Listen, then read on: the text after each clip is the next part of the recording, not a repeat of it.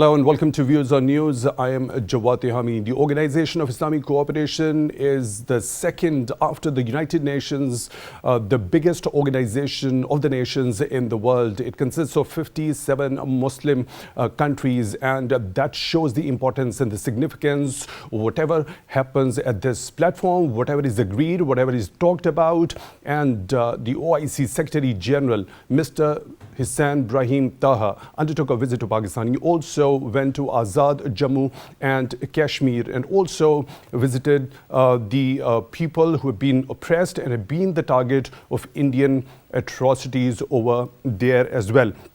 And he has also reaffirmed and reiterated OIC's continuous support to the Kashmir cause.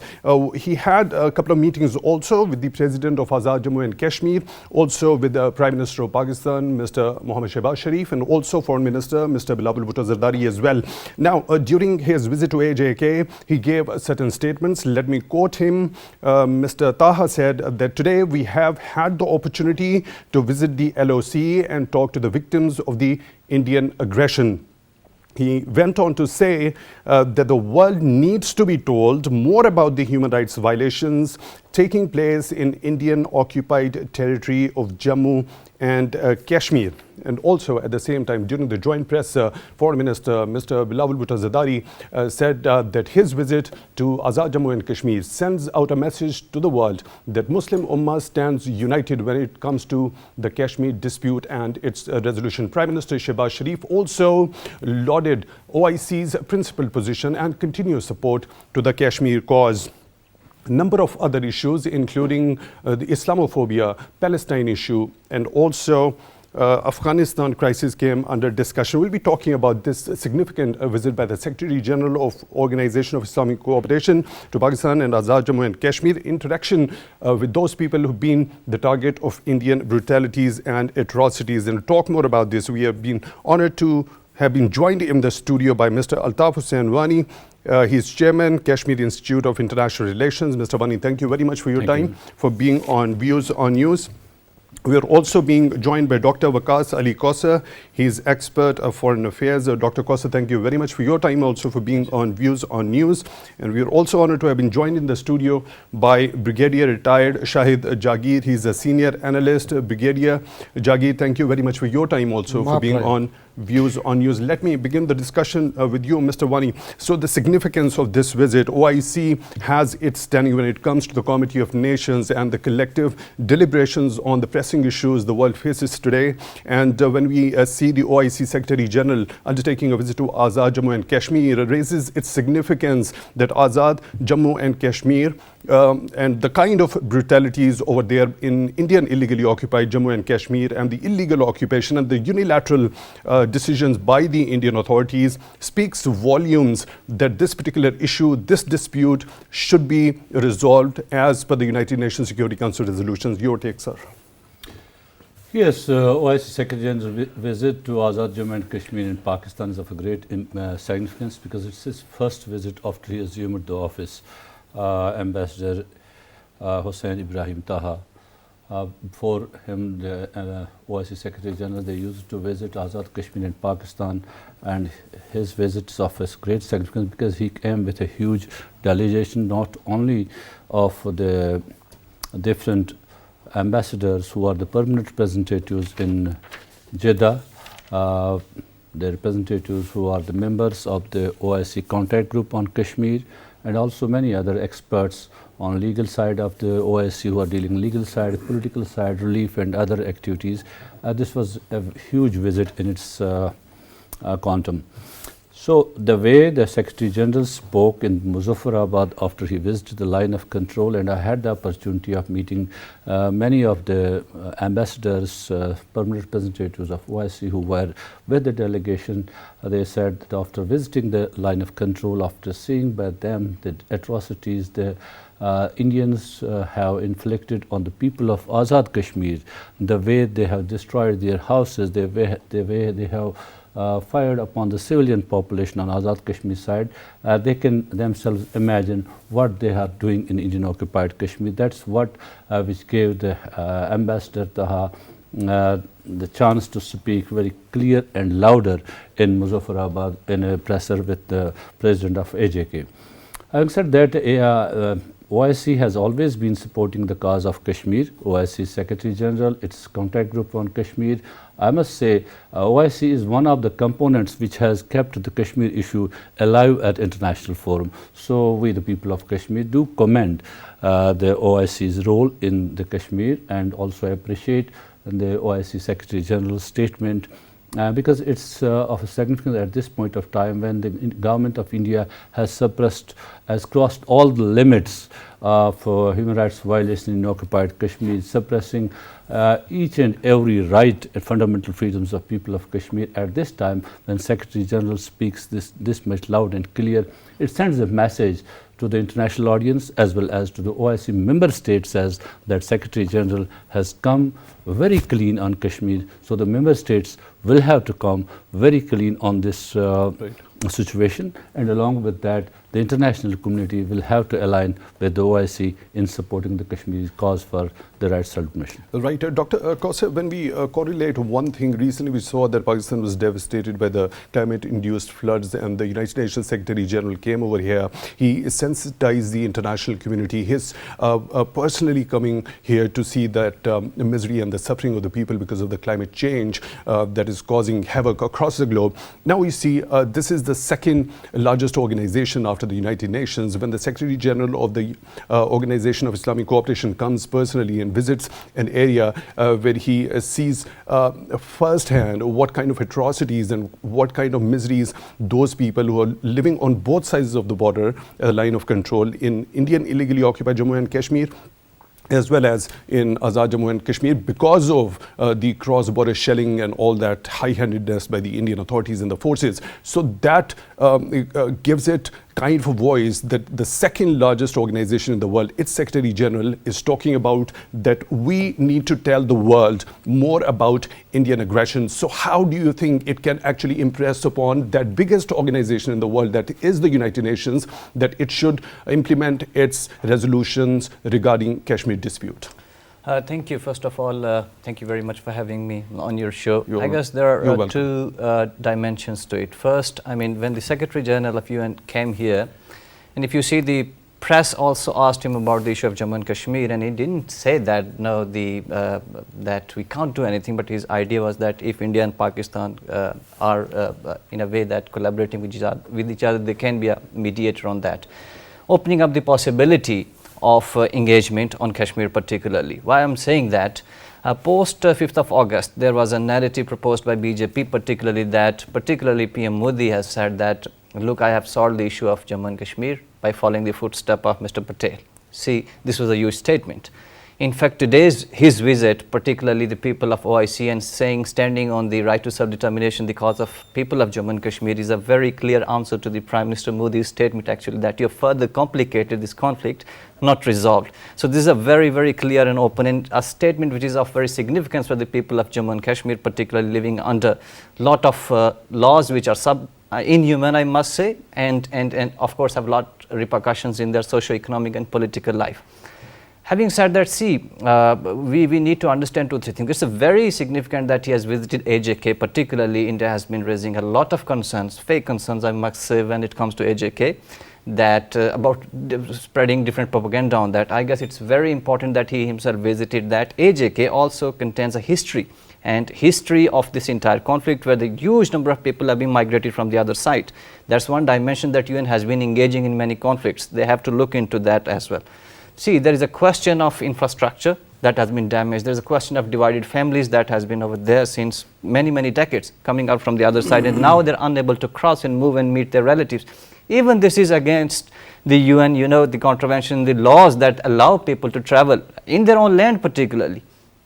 And then, of course, it has a political message as well, that, see, if government of Pakistan allows them and facilitate their visit to AJK, Indian government, if they don't have any problem or human rights issues, or if according to them what they say that they have brought the normalcy, which they generally say, they should allow these people to visit and assess the situation.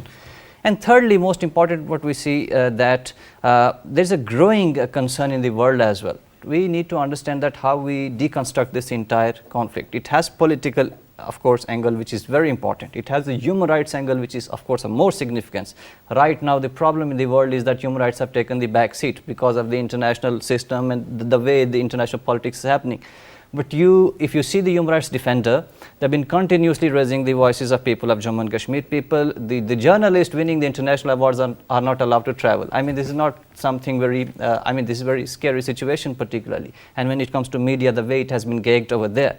So the fundamental question now we need to understand that how we can expose and the multiple repercussions. Right. And the second, how we can, aware and sensitize the community like OIC on the various dimensions of this issue and of Jammu and Kashmir, and I guess world must see. Right. The last thing, just want to say one thing, that this is also a clear message that this conflict has been further complicated. The geostrategic condition, the overall security condition of the region. I mean, I just saw that China... Because of the unilateral and illegal actions by the BJP regime led by we have to target this Jagir. Ever since 5th of August 2019, we've seen the situation in Indian illegally occupied Jammu and Kashmir has worsened. The draconian laws like Public Safety Act, Unlawful Activities Prevention Act, they are in place in order to silence the people. The activists and the journalists are being silenced, they are being put behind the bars. The number of other human rights crimes and war crimes which are being committed by the Indian forces.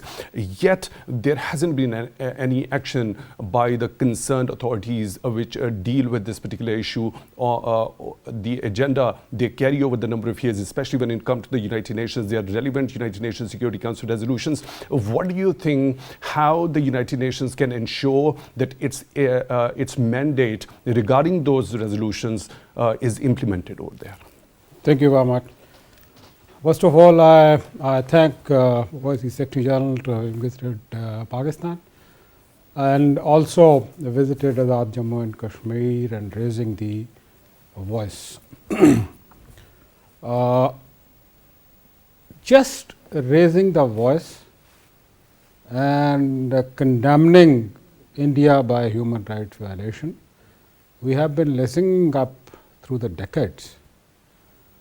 But unfortunately, we have not seen any concrete steps taken by the members of the OIC against India to stop Indians from doing the brutalities against the Muslim peoples of Kashmir. Over 200,000 people have been, killed. Women have been raped. Houses have been burnt. There have been pellet shelling on the children as small as 6 months. So, when it comes to human right, I think the north and west of Atlantic, the human rights are different, and on the other side, the human rights are different.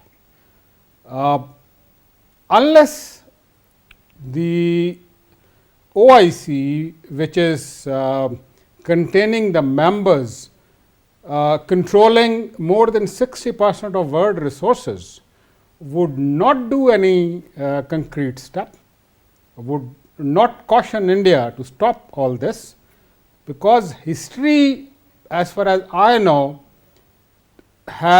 did not see any example of so many people put into the jail-like environment in the past history of the world. But somehow we all are quiet. We just say we do nothing. Right. Brigadier Jagir, when we talk about, as you just mentioned, there are certain countries within the OIC bloc that don't take any sort of a concrete action, and until unless they don't do that, there isn't anything that much can be expected from the global community overall. So there is another statement by Secretary General Mr. Taha. He says that he is going to submit a comprehensive report after his visit to the line of control, and that is going to be submitted to the foreign ministers. Now, it's going to be their decision. Now, after this particular visit, when such a comprehensive report is going to be submitted to the member states and their foreign ministers, of course, it's going to give that force to the very Kashmir cause. And this time around, if, as you already mentioned, if not in the past, it was not taken that vehemently, it is going to be top of the agenda of the OIC now from onwards, and the member states are going to take some concrete action. Yes, that would be very, very, very appropriate if they take any concrete measures on this. Now, making a report, doing a paperwork, discussions is okay. You come on to the drawing room solutions. But you have to call out. You have to call out the aggressor. And that is what Mr. Taha has said, that it is time to tell the world about the Indian aggression. It is calling out the aggressor. Look, these are the atrocities, these are the brutalities, the human rights violations, and they're being concerned by the major world powers. The Western world is very, very apprehensive about the freedom of speech, about the human right, about the killing of the individual. But why not Kashmir? That is very surprising. Where so many people, as I have said, that have been put behind in a jail-like environment from years, where over 200,000 people have been killed, thousands of women have been raped, the houses have been burned, people have become orphan. There is a I'm forgetting the name of the organization of UN, which has declared that there is a psychological problem with the young woman whose husbands have been killed. So there is a lot of problem over there, but unfortunately, no one is ready to take the action. If you read the book, let me bring in Mr. Wani also into the discussion. What exactly should be done? What ought to be done when it comes to the United Nations relevant resolutions regarding taking a concrete action, and especially when it comes to giving the Kashmiris their right to self-determination? What ought to be done in concrete terms when it comes to the UN's role? You see, I think so far when we are talking about the UN's role or OIC's role, anybody's role in Kashmir, their legal framework is for the people of Kashmir, their resolutions for the people of Kashmir, for the right to self-determination passed by the UN Security Council and also other organizations also. But in order to facilitate that law, facilitate those resolutions, we need political support. I mean political support from the political governments around the globe. The civil society, by and large, from north to west, I can say, is very much aware of what is happening in Kashmir.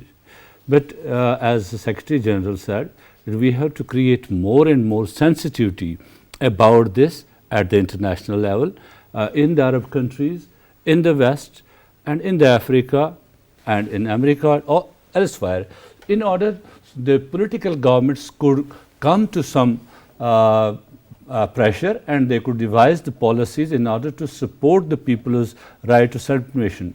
It's good that OIC has passed many resolutions. OIC is passing the resolution. When I say it's the OIC has a greater role in keeping the Kashmir alive, is that by passing these resolutions, by passing all these, coming to the Azad Kashmir, coming to Pakistan, showing solidarity with the people of Kashmir, arranging a contact group on the Kashmir, is a huge what OIC has done. So what about this report? But what OIC, the report which they have already, OIC has a permanent human rights commission. That human rights commission also submits report to the UN, and when they visited last time to Azad Jammu and Kashmir, they met the people in Azad Kashmir, they met the refugees coming from the Indian occupied Kashmir, displaced persons, they met the representatives of all parties, they met the representatives of civil society, then they compiled a comprehensive report. That report was also submitted to the UN Human Rights Council.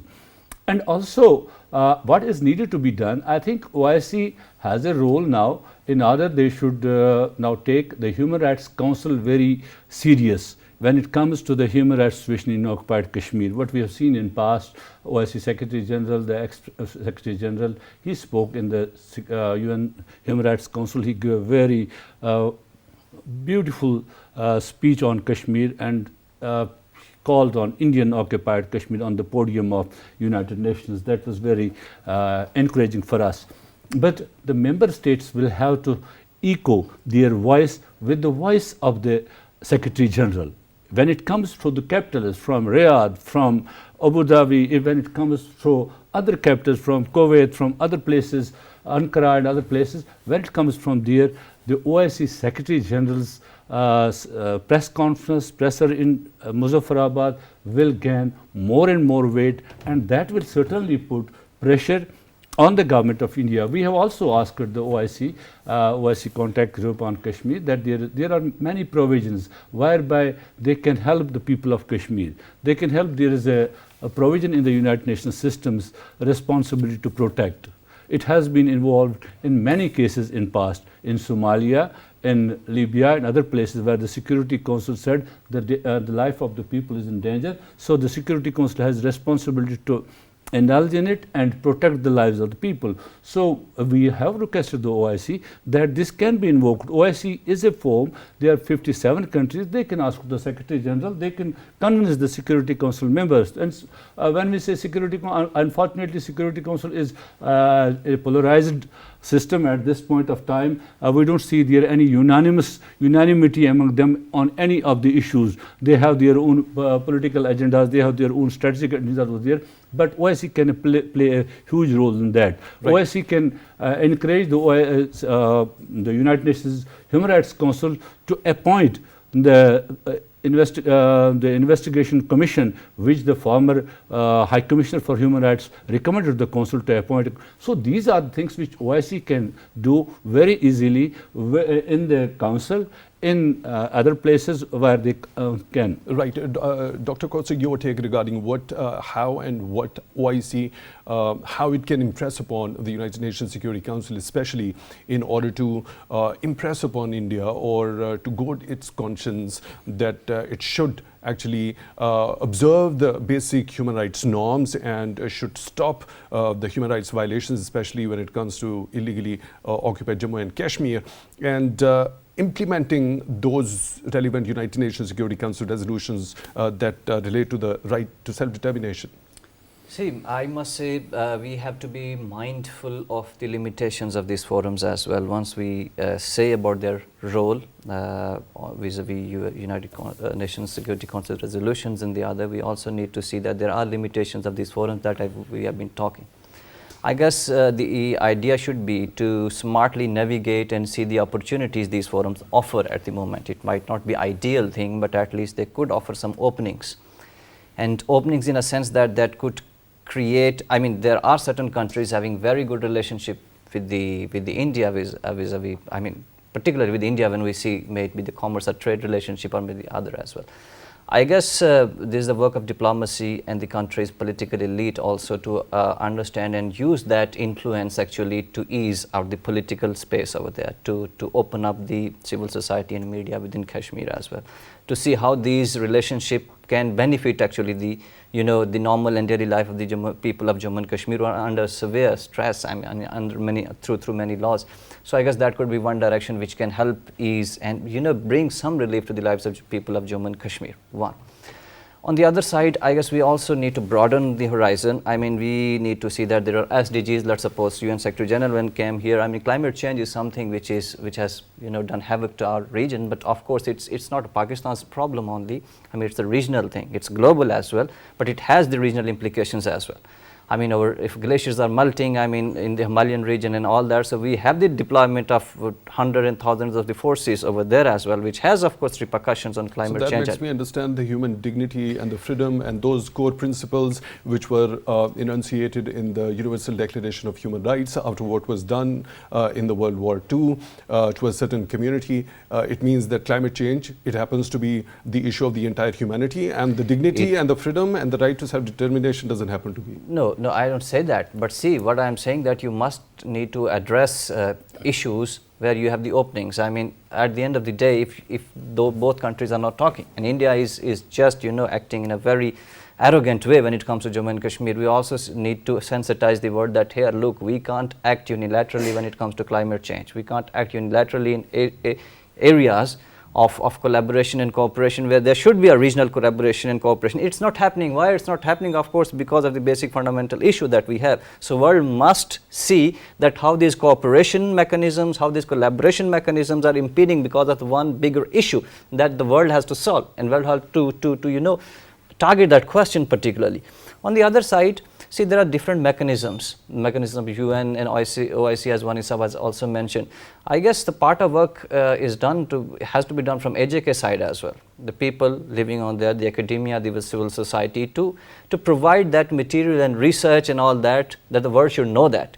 That's actually sitting here generally saying that world knows, all the world knows about the Kashmir and all these things. I guess in the days and age of information is manipulated in many ways. So we have to also see and address that dimension as well, how we can particularly do that. So I guess not one strategy, there could be many strategies. We also need to, you know, see where the openings are there to target, and plus also feed the content as well to the world that this is a right and just issue of people of Jammu and Kashmir, and we must address that issue, because not only for the people of Jammu and Kashmir, of course for the region particularly. Right. Brigadier Jagir, when we see the international organizations, including the Genocide Watch, the Amnesty International, as well as other related organizations, they've been raising that alarm about the atrocities and the kind of repercussions the region will be having after India revoked Article 370 in violation of the UN Security Council resolutions, in violation of its bilateral agreement, similar accord with Pakistan, its own constitution, and now it is trying to alter the demography by incorporating the false electoral rolls over there. Now, when such type of alarms are consistently being raised by the international organizations, at that very point in time, do you think there is less realization among the major world powers that they can't correlate that very severity of the situation that is happening over there with that what happened in the World War II, after which we had to see the Universal Declaration of Human Rights to be chalked out? Yeah, it's a very pertinent question. One, I don't believe that the human rights violations in Indian occupied Jammu and Kashmir is not in the knowledge of the Security Council. Do you pick up the reports on the human rights violations of their own, I mean, which India denies, and nothing happens, you know. No press individual can freely go to Indian occupied Kashmir. There was a time when there was a problem of riots and others. The hospitals did not have that much of doctors to treat. It's on the record on that.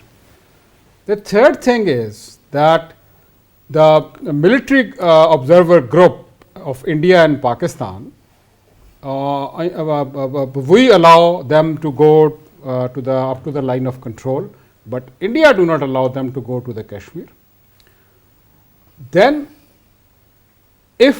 when this article was invoked, nobody came to the rescue of the Kashmiris. Now, if in the war between Russia and Ukraine, you know, America can give the latest weapons, America can give billions and billions and billions of dollars of aid, Europe can give billions and billions of dollars of aid. Why not for the Kashmiris?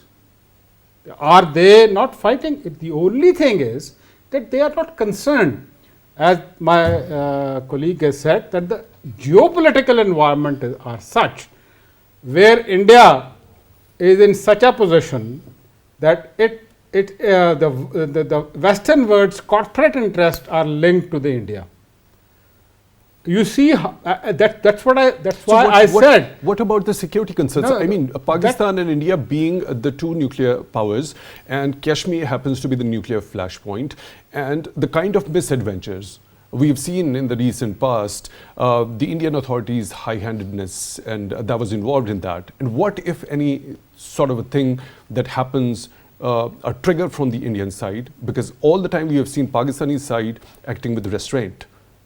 So why is that security not concerned with for the world powers? I'll take just a minute to answer what I was about to say. Is that why the Kashmiris' problems are not being addressed? That's the biggest point. When the OIC says, I say that 60% of the world resources are there with the OIC member states. Largest number of human resource which is of Indian are working in the OIC member states. The trade volume between the world Muslim states and India is in trillions. The IT sector of the Middle East is totally dominated by the Indians. So now, why can't, if OIC take any action, if there can be sanctions against Russia, why can't there be a sanction by the OIC on India? I don't say just the economic sanctions. Stop giving them oil. Stop giving them the trade opportunity. Right.